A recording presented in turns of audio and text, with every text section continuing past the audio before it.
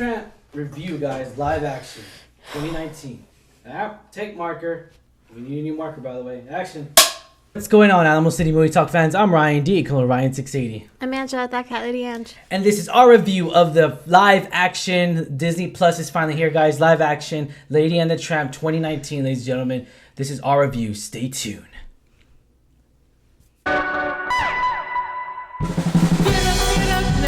What's going on, Alamo City Movie Talk fans? I'm Ryan D. Call Ryan 680.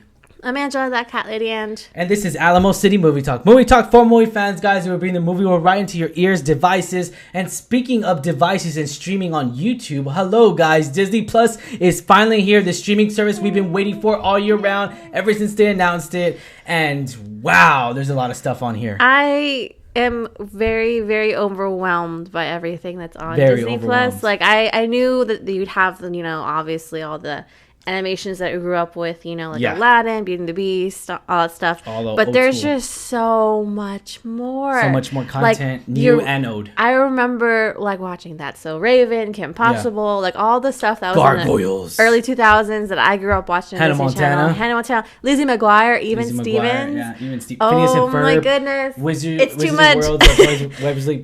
Wizarding World of Wizarding. Wizards of Waverly Place. Yeah. Oh my god, I keep saying the Wizarding World of Harry Potter. But yeah, I love everything that is on Disney. Everything. Plus. I mean, even the Pixar shorts are on here. I mean, so much content to be on here, guys. Well, let's get right to it. This is our review of Lady and the Tramp 2019 live action, which we could anticipate it because I was just like, all right, this is the first original movie for Disney Plus. And let's get right to it, man. CGI live action film of the 1955 classic, Lady and the Tramp. And here, I guess we could go on and state, before we get into this review, we are cat owners. So not to say that, I mean, my wife, she really loves any type of animals, to be honest. Hence that cat lady Ange. Yeah, hence that crazy cat lady Ange. But in regards to all this and everything, let's get right to it. I mean, Lady and the Tramp was one of those movies that really gets you in the holiday spirit. The way this film actually starts out, I really do love how the artistic of it, from the opening credits of it into it transformations and transitions into live action. I love that a lot in this. We're not mentioning any spoilers, by the way, so obviously, and it's just, I really did love how the CGI was done very well in this production wise of this movie. And but it's almost like it's like half in. I feel like this is like half a live action, theater movie and then half a Disney Channel movie. I don't know. I kind of got like that sense where it's like right in the middle, but I kind of feel like Disney Plus wants to be right in the middle where it's not too much overboard on CGI, even though it kind of was. And yeah. Okay, so I gotta agree with you. There were some moments where the CGI was not the best. Yeah. So I mean, I'll let you guys figure it out on your own. But for me, there were a few parts. Yeah. Not all the characters were CGI'd as well as I would have liked. Yeah.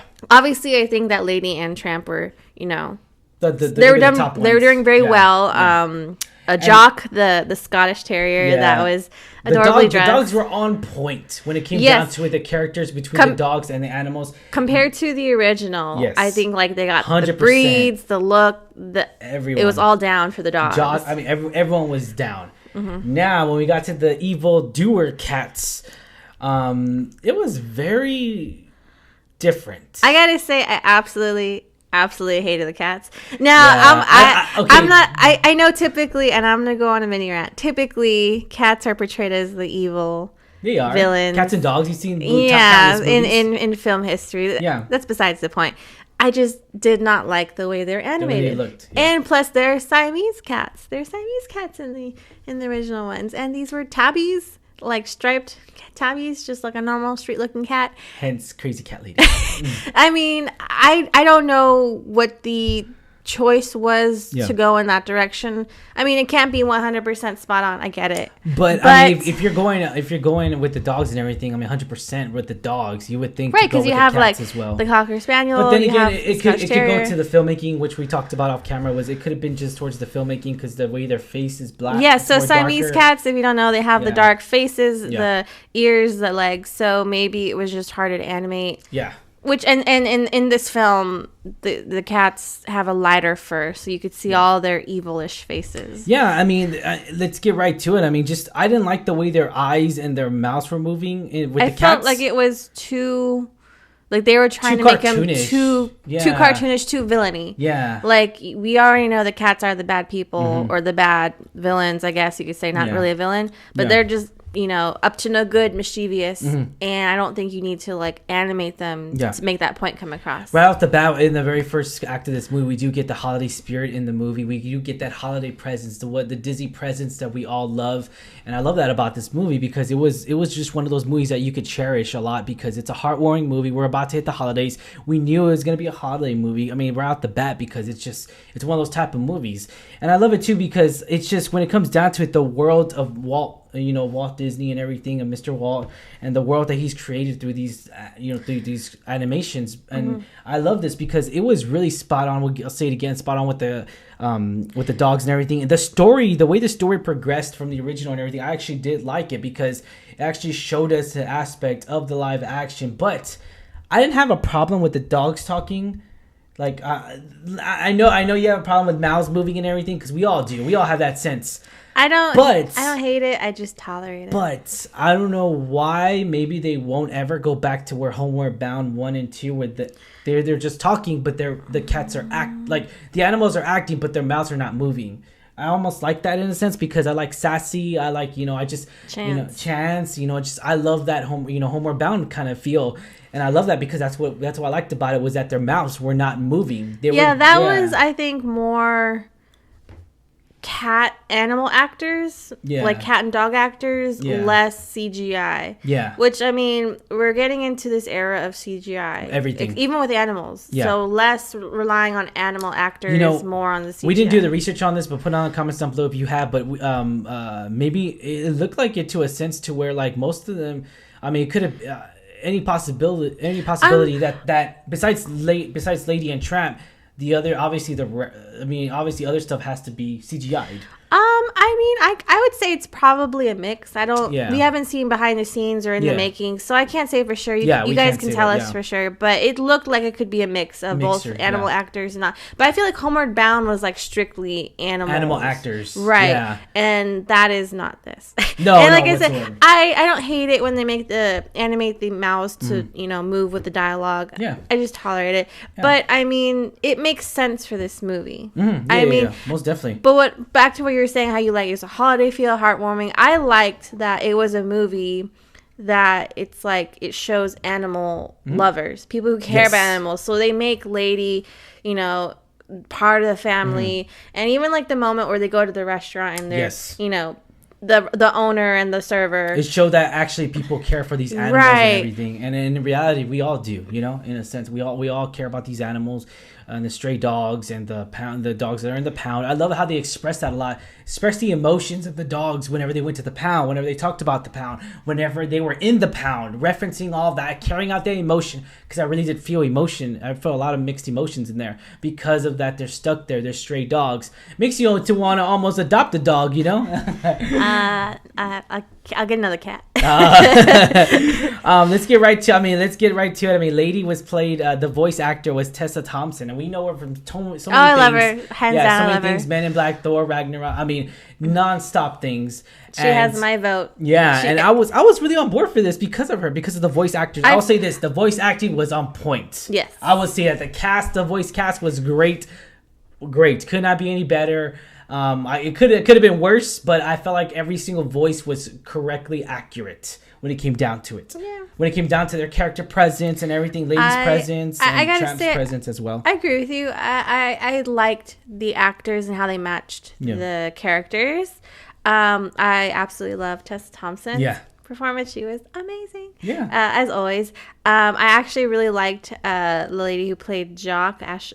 Ashley Jensen. Yeah, Ashley Jensen. Yeah, she was so funny. I gotta say, she was like the comic relief you just needed. Yeah. And she was so cute because like her. Also like Trusty too. He's by Sam Elliott. I like his. I like his voice too. Yeah, he's kind of like really the old gruff, the old timer that almost has a million stories. He's like the elder when it came down to it for Secret Life of Pets too. You know, like the Harrison Ford was the elder dog, and like you need to have that presence of an elder dog or an elder person, and to help guide the young. You know, and I love that a lot. I love that a lot when they do that in movies. I also liked Janelle Monáe. Oh, okay, she's awesome. She sings beautiful. I liked all the actors. I think they did really well. They matched, you know, their voices. I actually really liked also the human actors who played Darling, and was it Jim Deere? Jim Deere. I think they did really well. It's kind of strange to see him because we see him in other Thomas roles. Mann, he played Jim Deere. Yeah, to see him in other roles and see him in this. And also the woman that played Darling, she's actually from Neighbors too. We see her. Yeah, and then she's also in the series Love on Netflix. And then like to see them in their other roles and see them doing this, which is completely different. Totally different. Like to see Project X, like, you know, for him to do Project X and then to do this, it's completely 180. The dog catcher that is played by Adrian Martinez, that was a pretty good dog catcher. Like he looked very convincing. I was like, dang. He was really like dedicated and sneaky role. And like kind of, I know he was the villain, but he was like not the in-your-face obvious villain that's over the top and dramatic. He was there the whole time. Like you just felt like whenever he came on camera, you just felt like, oh man, here comes a dog catcher. Like, oh man, don't get him, don't get him. And that's the thing I liked. He wasn't like the evil dog catcher who hates animals. It wasn't overboard. It just felt natural. It was a natural look, a natural smooth feel when it came down to it. And I love that about this movie because everything was smooth in this movie. I feel like nothing was forced whatsoever. Besides the cat scene kind of felt forced. And to be honest, I would have been happy if it wasn't really there, to be honest. Well, but that's how Lady gets out because, you know, the cats, you know, cause havoc and they cause the ant to kind of get our muzzle overboard, and then, you know, from there. So, I mean, you can't really cut that scene otherwise. I don't think so. But No. But I'll be happy. Like, I mean, it could have been another incident. Maybe she was barking at the rat again or something. It could be something totally different. That rat was a little weird. Yeah, it was the evil Ratatouille. So the voice casting was the point. I love this about it. What did you feel like they needed? I mean, this movie the runtime came out to be not too bad. It actually came out an hour and 41 minutes. Maybe cut it a little bit. I think it was a little bit longer than the original. Some parts were dragging a little bit. I can't really specify, you know, not really one particular scene comes to mind. It was an extra 30-something minutes because the original Lady and the Tramp was an hour and 16 minutes. So huge difference. Right. I felt like they needed to add that extra live action, though, because that's what they did in this one. That was the difference. Right. Here. And to a certain extent. But, I mean, it dragged a little bit, in my opinion. Okay. So I would think it probably could have cut down a little bit. Was this the film that we deserved? I mean, yes. I mean, we're in the holiday spirit. It ends up in a high note, of course. It ends up in that Christmas spirit, the holiday spirit, whatever holiday you celebrate. Happy holidays, guys, by the way. And it brings us into the cheerfulness of this season. And I love that because that's what we're all about. And just like the original, that's what it was about too as well. I absolutely think we deserve this be filmed because I always think anything that shows that animals can be family, you know, they're not just dumb dogs, they're family and they have emotions and, you know. And Tramp was smart.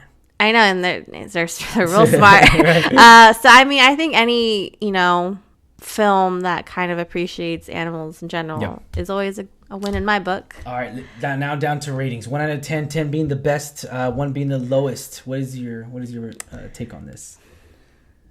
Okay, I'm going to give it a 6.5. I'm going to get a solid 6. Oh, you took it right out of my mouth. I was going to say 6.5 right. too. I'll say a 6.5, guys, ladies and gentlemen. Alamo City Movie Talk does recommend this movie, guys. Disney Plus is finally here. Be sure to check it out if you haven't already, because I'm pretty sure you have. I'm pretty sure everyone in the world has checked out Disney Plus by now. Yes, because when I tried logging in earlier, the server was crashing. You had a problem with it. I didn't have a problem with it. I had a problem multiple times. I woke up at 5:30 downloading this bad boy, and I was already watching content. I was like, crap, I got to go to work. What the hell? I still have to go to work. When Disney Plus comes out, I still have to go to work? I tried watching it multiple times during the day, and I would always get a message of something about the Disney server being down or to try again later. But it just, I don't know. When Disney Plus came out, I was all like, I still have to go to work. Why? Why do I have to still go to work? What the heck? Don't they know I have to binge watch? Should have requested it off. You've been knowing the release date for months. All right, guys. We recommend this movie, guys. Be sure to hit that subscribe button, by the way. As always, I'm your host, Ryan D. Ryan680. I'm Angela, that cat lady Ange. And this is Alamo City Movie Talk. Movie Talk for movie fans, guys. Again, hit that subscribe button. Follow us on every podcast platform. Be on the lookout, guys. We're coming out with a new podcast, new movie reviews. we got a new podcast coming out again, a new episode for the reality TV talk show that we are doing with Countdown to the Geekcast.